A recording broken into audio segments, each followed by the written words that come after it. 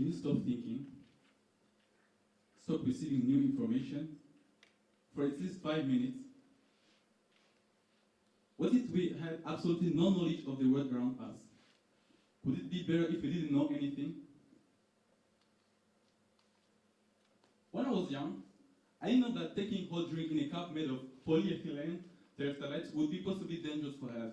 I didn't even know what polyethylene terephthalate was, just like some of you right now. And I can assure that I have never had any health problem, even if I was always using those plastic knives we had at home.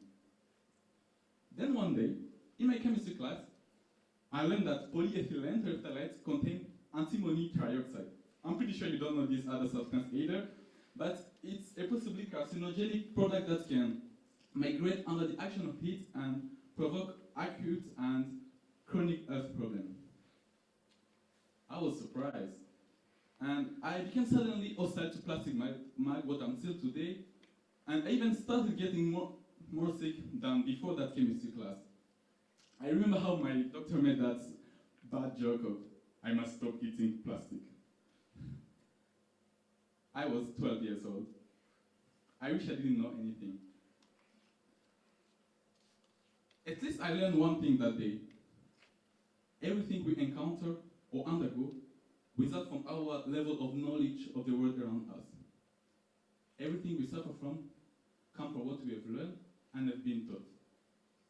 First, I would like to assure that I'm not going to give you a theory of knowledge class today, which would be nice though, but I'm going to share with you a thought that came into my mind during the first lockdown in my country.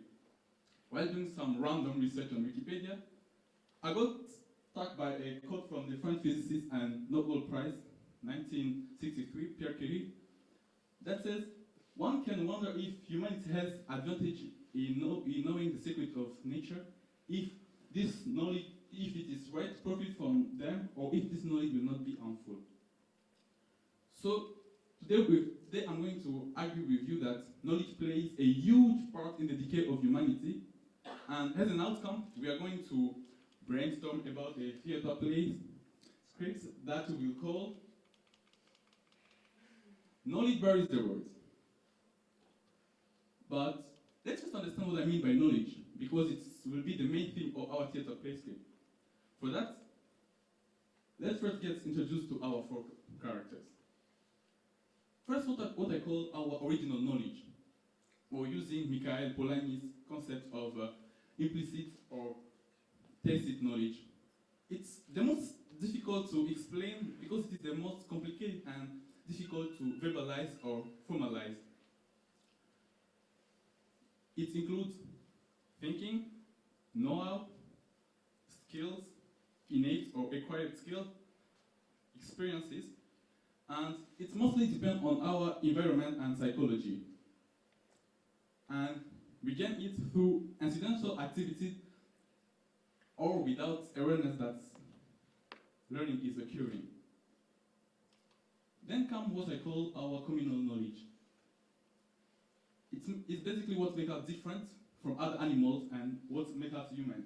Communal knowledge makes society because it includes knowledge of languages, technical knowledge, behavior, clothing style, and other cultural or traditional practices.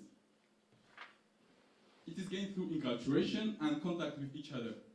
Simple example, speaking French or Swahili is some knowledge that I gained through the contact with my parents. Or it's also the same as wearing a trouser.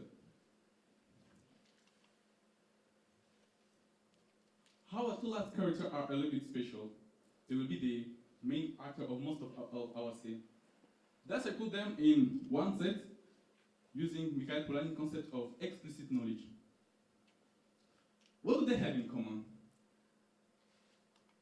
Mostly they are gained through a very detailed structure that basically includes observation, interpretation, or eventually action or effect. Our two stars are scientific knowledge and information. Scientific knowledge means all the explanation and understanding of universal and natural phenomenon. I don't mean only biology, chemistry, or physics. No, I mean all the concepts that humans have created to explain, according to their culture or society, things that are around them or to predict things that they may encounter. Scientific knowledge has mainly contributed to the evolution of human societies because it is the basis of many discoveries and inventions. But if we get to know a little bit more about this third character, we can find out, as I did while doing some research, that almost everything that humans have discovered since prehistorical time have caused new and worse problems while solving old and lighter issues. Let's think about it. Fire, mobile phone, internet, religion, nuclear fission, and many others. So I think now you understand why I say that most of our issues come from knowledge. But you still probably wonder, why the hell did I also mention information? Is it the least concerned character? Well, information, coming from the Latin verb informare, means give form to. We can define it as what links our experience of the world with the world itself. And informally, we use information to theorize practical things that are actually perceptual. Simple example, I feel thirsty because my thought is informed me of my need. So in that sense, we can define information as knowing what is going on. But in a more practical way, information means knowledge that can lead to an action. So according to this definition, information is knowledge that can, information depends on the action or effect that it will provoke. For example, if we take information, weather report on bad and Wittenberg, getting this kind of information will have an effect on the listener. It will depend whether it is a city dweller or a farmer. It will not make him happy, but it will lead to an action. And this fact that the interpretation of information mainly relies on the receiver or the recipient make it so vulnerable that it contributes to the barrier of the world, and as I said, I want to tell you today, it's changed the humanity. So, now our characters are introduced, let's actually start brainstorming about the theater play. In order to understand why knowledge, especially explicit knowledge, buries the words and change the humanity with it. That will be our plot.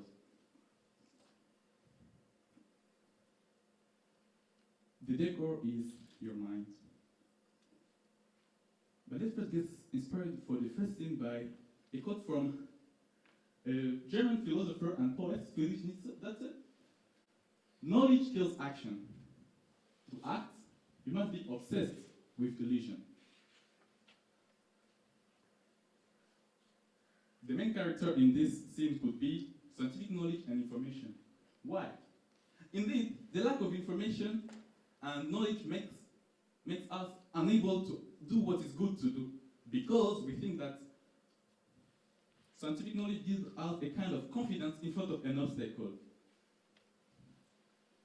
But we're not thinking that if we didn't have knowledge and if people weren't running after it, getting out of their comfort zone, many decisions could be taken easier and quicker. And because most of the time, what makes the decision to take too long, it's because it took too long to get all the information.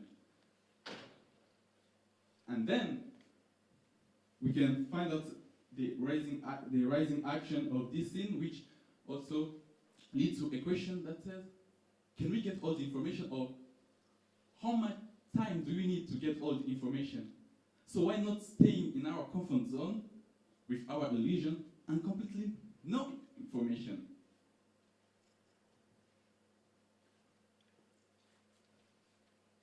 Let's get inspired also for the second scene by a quote, but from a French psychanalyst and historian, Elisabeth Roudinesco. The quote said, Intimate knowledge is a terrible danger. We think we know, but in fact, we know nothing.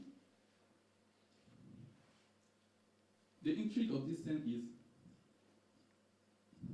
is it possible to know everything? If not, why looking for more knowledge? Yeah, I know it can sound scandalous, but it makes sense and can contribute to the climax of our theater play. But the fact is that human's life has just turned into a quest for more knowledge where we will never reach that point where we'll have all the information of the world, all the knowledge. Many other things are worthier to be the meaning of our life. I experienced that last week. I was just laying down, doing nothing, and enjoying the sunset. No, I was not procrastinating.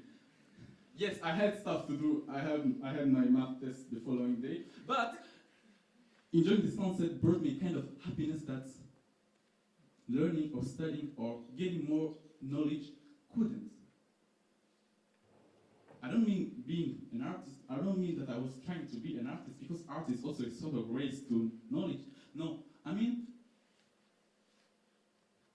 living in a way that will not try to understand or explain the sunsets or other phenomena around us, but just living it and enjoying it. I think that's what should move us. So, what do we take? Yes, we can live without knowledge. So we all agree that ignorance is much better for humanity, don't we? Is the lack of knowledge not a kind of liberty? It's true freedom. So can the world be better if we don't know anything? I'm not trying to know anything.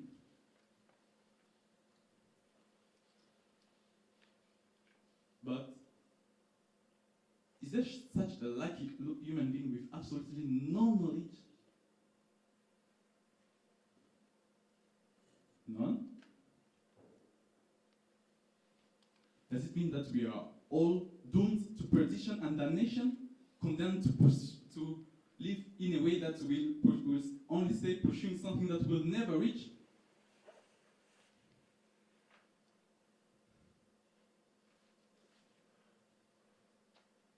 So, falling back to the quote from Pierre Curie,